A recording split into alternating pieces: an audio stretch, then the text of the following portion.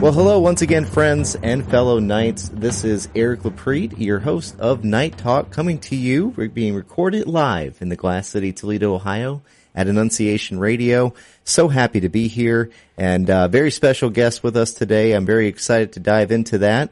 But before we do, let's please bow our heads in prayer. In the name of the Father, and the Son, and the Holy Spirit. Lord, help us to follow the example of the saints who have gone before, so that we may serve you with the love and obtain perfect joy.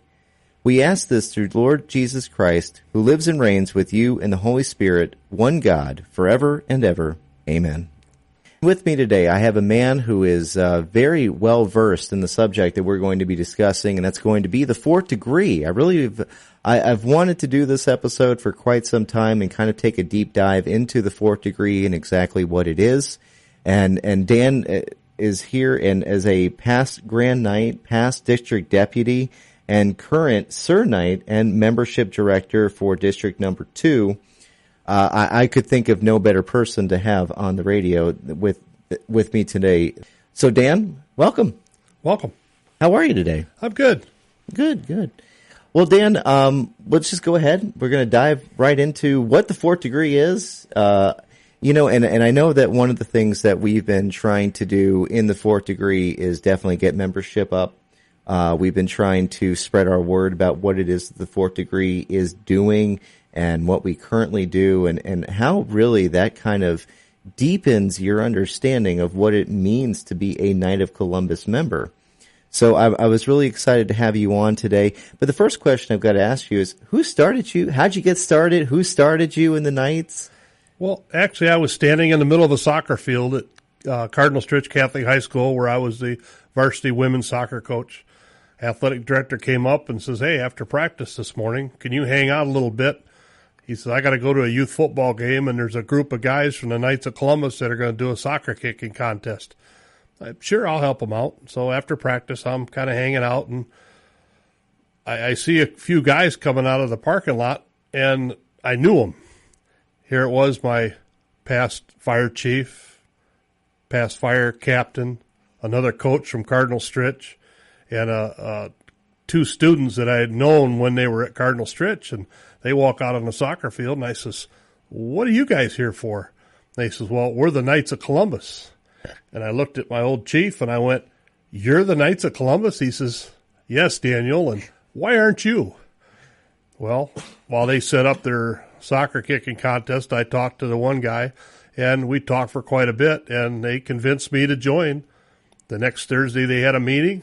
They welcomed me into the River East Mother Teresa Council in East Toledo, Oregon.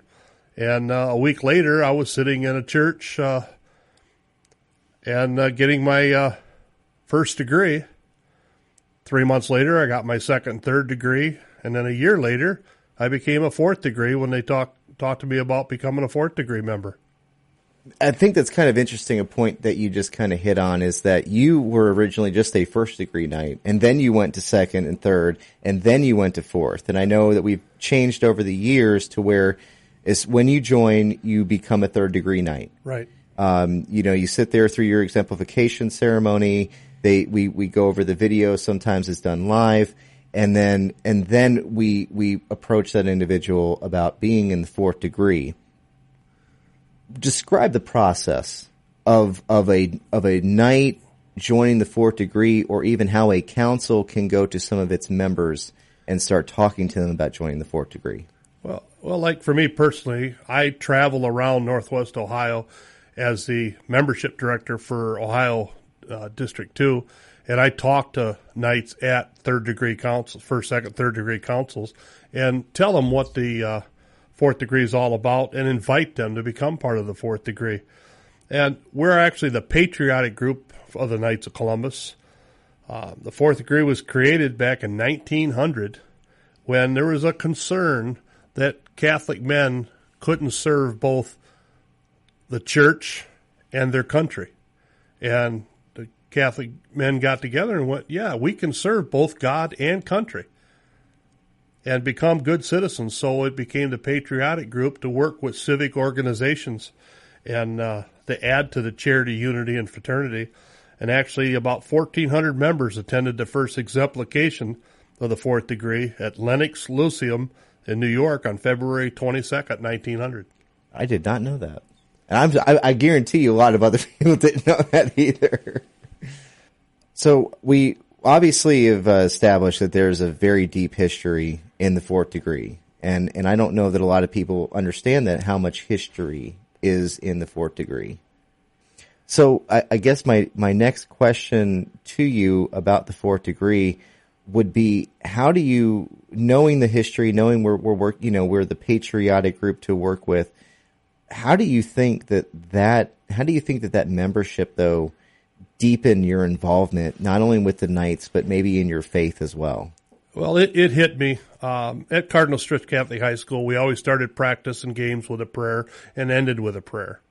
And after I became a fourth degree Knight, again, my wife got me my regalia and my sword and all that cool stuff. That's the people that you see in church. We're the fourth degree. And we're the uniform and lead the procession in at church. And I got to do my first Cardinal Stritch Catholic High School graduation at the cathedral. And as I'm marching up the aisle, I hear some of my players that are in the audience there for graduation go, "Oh my God, that's Coach. He's for real a Knight." And that just made me, I think I stood about a foot taller as I was marching when I heard that. And then a lot of the kids came to me after the Mass and after the graduation and talked to me about it and thanked me for being there as part of the Knights of Columbus and got pictures with me and all that. And it was really cool. And it just made me feel that they noticed. And a lot of the underclassmen that were there to see their seniors graduate really noticed it. And it made a difference when we had our prayers and things like that. They knew I wasn't just doing it just because we had to. I did it because it was the right thing to do, and I felt it. And it was just an awesome feeling. We're the guys that stand at honor guard and guard the casket for our fellow members that pass. And it's kind of neat when people walk up and they look at you and they go, "Wow, this is really neat. You're really honoring this person." So I'm getting that it really gives you a sense of not only ownership into the Knights of Columbus, but it also gives you a tremendous amount of pride. Absolutely. When people see you in the uniforms and they know that, hey, that guy is really a Knight of Columbus member. And I loved another point that you hit is that, this is sort of a way to recruit. Is that correct? Yeah. I mean, they see us in the fourth degree and then they talk to us and I'll ask them, "Well, are you a Knight?" And if they say no, just like my fire chief said to me, "Why not?" And if they tell me they don't have time, then I describe my life and how much time I find to do Knights of Columbus activities. And we don't ask for much. You can put into it what you want, whether it's just making meetings, making an event every once in a while. Most Catholics are already doing the things that Knights do. They're ushers in church. They do things around the church. They do things in their community. And it's not just for the Catholic community. It's for our community as a whole. And that's a really important point, and I think a lot of people miss, is that the Knights of Columbus are not just here to help our churches and we're always there to help our churches and fellow Catholics. But one of the goals, and I definitely know this was a goal of Father Michael McGivney, was we want to help families. We want to help our communities at large, because the more that we help our communities and the more that we're a presence in the community, the more people understand that, hey, the Knights of Columbus is an organization that you join not only just to wear capes and chapeaus and, the new fourth degree regalia, but it's also to help out. It's to just make everything better. And I'm sure that must have a tremendous impact on you, as deeply as you've been involved with the Knights of Columbus, that you are able to not only help out your church, but your community as well, as you just said. Right. And it's just not the community, but one of our biggest program focuses is on our veterans. They're the ones that allow us to do the things that we do. They gave of their time. Some of them gave of their lives to protect this country. And now many of them are sitting in military homes to be taken care of in the last years of their lives. Many of them are in need of help, and we do that. We have a white elephant program that we do at Christmas time, and we do a Christmas auction to support veterans in the Northwest Ohio area. Well, I could definitely speak to how much of a success the White Elephant Party is every year, and what a great time that not only me and my wife have, but every single person that attends those has. And I can't tell people enough. Please come to a White Elephant Party just one time, and you'll come for the next 20. We'll put it that way. I'm your host, Eric Loprete. Joining with me today is Daniel Roglin. We spent the first part of this interview speaking about the fourth degree, what it really means to be a fourth degree member, how that can help people in their path in knighthood, give them a deeper understanding of what it is exactly that we do in the fourth degree and why it's important to join. But I think one of the biggest things, and I don't know if a lot of people know this, Dan, is, one of the things that always separates us from other fraternal organizations is we're a family. And we join, when you join the Knights of Columbus, when you join a council, when you join the fourth degree, you're not just joining that council. You are joining the many, many men that have come before you in that council. But you're also, and I think the point gets lost, that one of the things that separates us is family. Not just our Knights of Columbus Council family, but our immediate families, our families that we go home to every single day. Can you please explain what it is, the focus that we put not only on the individual knight, but on their family, that we want their family to be involved with as well? Well, when I was district deputy and I would do exemplifications for the first, second, third degree, the charity, unity, and fraternity degree, I would invite the new knight to bring his family to that event. And we would get the families involved. We would get the wife to pin their Knights of Columbus pin onto their shirt during the ceremony. We would get one guy, his mother was there, and she presented him with his rosary that we present every new night with. And we've had kids running around, screaming, hollering, yelling while we did the event, and that never bothered me. I raised 4 kids. I coach high school girls soccer. I can talk over kids. It's not a problem. And that encouragement, I think, has made the Knights more active than the Knights because they know they can bring their families. Every event we have is family-oriented. Bring them. The White Elephant, our night with the Knights. It's a dinner and fun all night, and we have kids there all the time, and we have a great time, and it's a whole lot easier. And, in fact, many wives are great recruiters for the Knights of Columbus because they'll see what the men are doing, and they'll look at their husband and go, hey, why don't you get out of your chair and go be a Knight of Columbus and do some of those things those guys do? And many times when you talk to a gentleman and his wife's there, they'll kind of elbow him in the ribs and go, yeah, why aren't you a knight? Because, again, most men are already doing the things that they need to do to be a knight as far as helping in their community, helping their neighbors, checking on the elderly in their neighborhoods, and doing those things. So it's just that next step to say, hey, I'm a knight, and here's what I'm doing for my church and my community.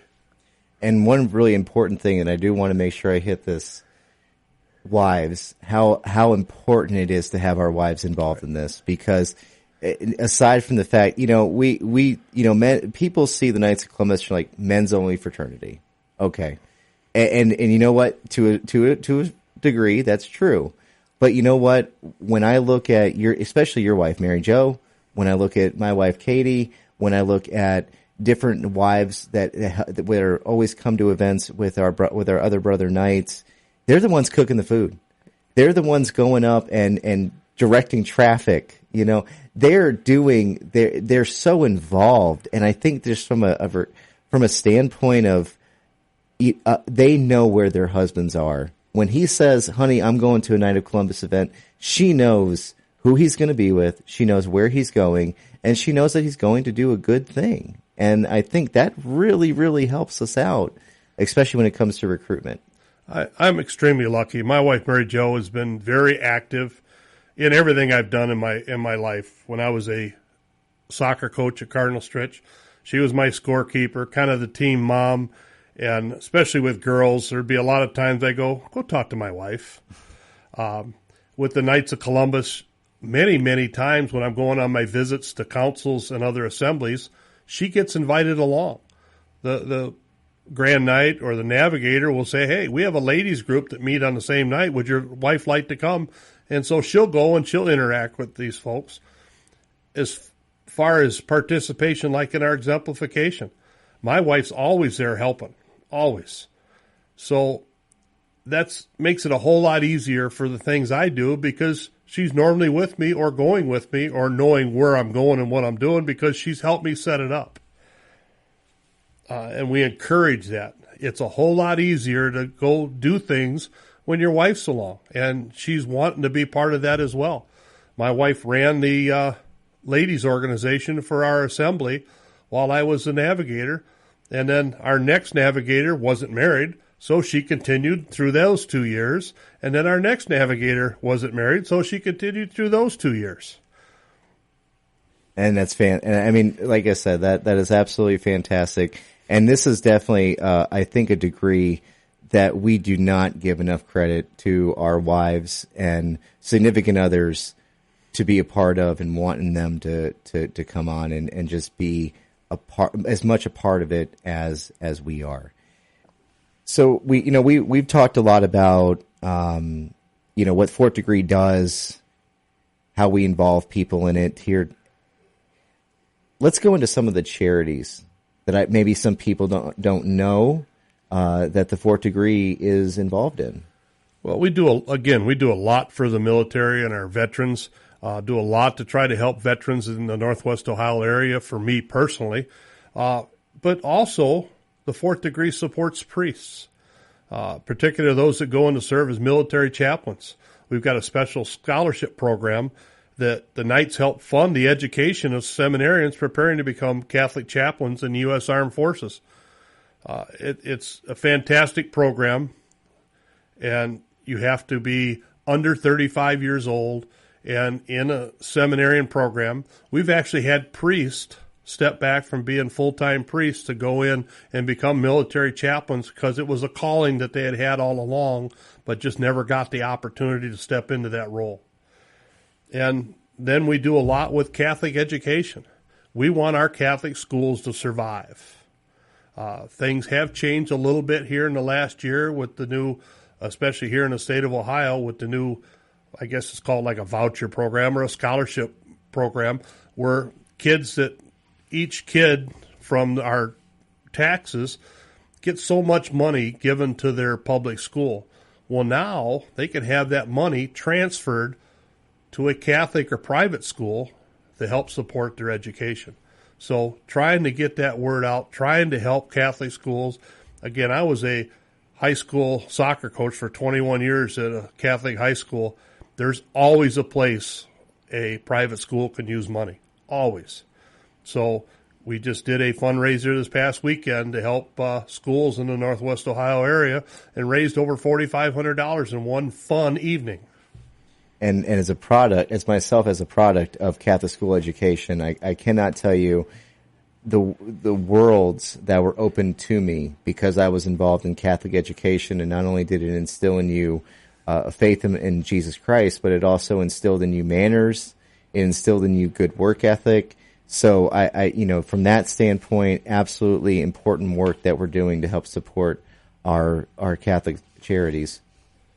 And the really good thing is that if people want to be involved, if they hear this program and they want to know more about the Fourth Degree, we actually have an exemplification ceremony that is upcoming. Right. We have our next exemplification for the patriotic degree is going to be held on April 20th in Perrysburg, Ohio at the Holiday Inn on Carronade Drive. And if you're interested in that, you can get with your Grand Knight or get with the assembly that each assembly has, which is a Fourth Degree group, has several councils that kind of feed up to that area. So your Grand Knight knows who the navigators are for your area, and who would you would go up to when you become a fourth degree. And they can kind of help guide you. They know how to get a hold of me. Almost every Grand Knight or Navigator knows who I am. They can get a hold of me, and I'll come visit with you. I'll come get you the information. And it's very simple. Starts out at 9:15 in the morning. We get the candidates assembled with the diocesan marshal. Then the candidate's family members pin the candidate, getting him ready to go into his ceremony. The ladies have a meet and greet in the lobby, and then they have a ladies program. And then all Sir Knights they're dressed in a dark suit and then we take them in and have a program for them, an exemplification, which lasts about an hour and a half or so.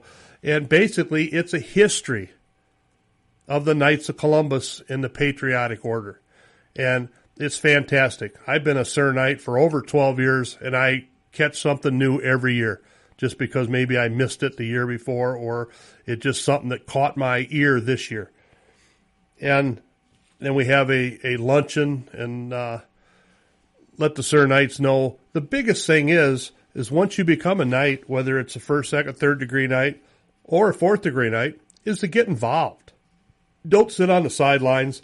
Get involved, whether it's one program or, like me, all of them, and just have fun with it. Get your family involved in it. I have a grandson right now that's 16. Can't wait to turn 18 to become a Knight. And that will be such an honor for me to be able to present him his sword and his regalia when he becomes 18 and becomes a fourth degree Knight. Well, we're certainly looking forward to that. And as someone who went through the fourth degree about 3 years ago, the tremendous impact that ceremony had on me personally was just incredible. And I mean, as a historian, I fancy myself as a history buff, but to go through that ceremony and learn things about not only this country, but also my faith and the role that it's played in the foundation of this country was incredible. And I just, that was one of those ceremonies I'll never forget for the rest of my life, and how important that it was to me. As I'm sure you feel the same way. Well, one of the biggest things that happened throughout the history of our country is the Knights of Columbus pushed very hard to add "In God We Trust" into our Pledge of Allegiance. That is huge. And our faith in God is just such an important part of the foundation of this country as well. And I'm so glad to hear that the fourth degree brings that out. Before 1948, you didn't say "and one nation under God," because it wasn't in our Pledge of Allegiance until 1948. And that was by direct request of the Knights of Columbus and convincing Congress to add that in there. So, Dan, once again, thank you so much for being here today and kind of taking this deep dive into the fourth degree with us. But I do have to ask you one question before you go, as I ask everyone. It always seems to be the hardest question. I never know why. If you could have lunch with one biblical figure, who would it be and why? Oh, it'd definitely be Joseph, Christ's earthly father.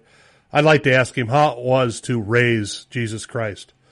How did he interact with him? How did he get him to do his chores? How did he get him to eat his vegetables at supper time if it was something he didn't like? How did that work out? I saw a cartoon one time that had Joseph trying to give Jesus a bath, and Jesus wouldn't get in the tub. He just kept standing on the water in the bathtub, and Joseph's going, "Jesus, in the water." And that just made me think, as a father of four myself and a grandfather of four, what was it like to be be Jesus Christ's earthly father and try to instill in him your values and the different things that we do as fathers and grandfathers, and to watch Jesus' trials and tribulations up through the end of his life that he gave for us, and just to understand that father's outlook and how he handled it, because you don't hear much about that. That's maybe one of the best answers I've ever gotten to that question. So thank you for that. Appreciate it. Well, Dan, once again, thank you very, very much for joining us here today. And we do want to remind everyone the next exemplification ceremony is April 20th. And that'll be at the Holiday Inn on Carronade Drive. And if you have, if you would like more information on that, please contact your Grand Knight, or he would be more than happy to send you our way. And with that, we will jump into council announcements. Well, the good news about council announcements is that they mostly involve food and fish fries and pancake breakfasts. So we definitely want to highlight the councils that are having fish fries. First one, I'm told world famous fish fry. Council 7978 in Perrysburg will be having their annual fish fries from 5 till 7. That's going to be March 1st, 8th, 15th, and the 22nd. That'll be from 5 to 7, and that will be at St. Rose in Perrysburg. Also want to remind you that upcoming, we are selling Cash Bonanza tickets. So if you get those in the mail, please find your friends and relatives, and let's go ahead and get those sold. Also want to remind you, March 22nd, St. Patrick of Providence Catholic Church will be having a fish fry. That'll be from 4 till 6:30, and that's $14 per meal. You can sit down or you can carry out. Another fish fry to report, St. Joan of Arc, St. Knights of Columbus Council. They'll be having their fish fries March 1st and 8th and 15th and 22nd. That'll be from 5 p.m. until 7 p.m. Once again, dine in or carry out. We have a pancake breakfast for St. Joseph Catholic Church in Sylvania. That'll be on March 10th from 8 a.m. until 11:45, and that'll be in the West Campus Banquet Hall. And then finally, a Bowling Green Council, St. Aloysius, they'll be having their fish fries March 1st and 15th from 4:30 until 7. It's $12 for adults. Children 6 to 12 will be $6 a meal. Children 5 and under will eat free. So we definitely want to invite you guys out to these fish fries. All fish fries are connected to those Knights of Columbus charities. So not only when you come out to those fish fries and get those delicious meals, not only are those you're helping the Knights of Columbus councils, you are also helping the community at large as well. But that is going to wrap it up for us here on Night Talk. Once again, I want to thank everyone for joining us here today. We'll be here every Saturday. Certainly, we want to thank our friends at Annunciation Radio for helping to put this on for us. We want to thank Dan once again for stopping by, and we look forward to seeing you next week. And as always, go with peace and go with God.